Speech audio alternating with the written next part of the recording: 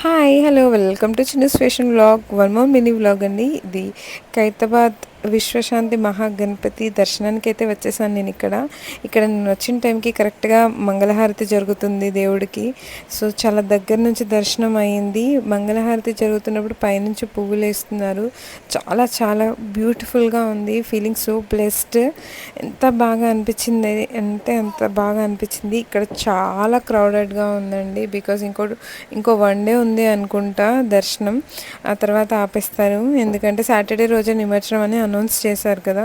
So చూడండి, ఇంత detailing work అయితే చాలా బాగా చేశారు. అసలు మహాగణపతిది చూస్తుంటే అసలు రెండు కళ్ళు సరిపోవు. విశ్వశాంతి మహాగణపతిగా మనందరి మీద అతన్ని చల్లని చూపు ఉండాలని మహాగణపతివి మనస్ఫూర్తిగా కోరుకుంటున్నాను.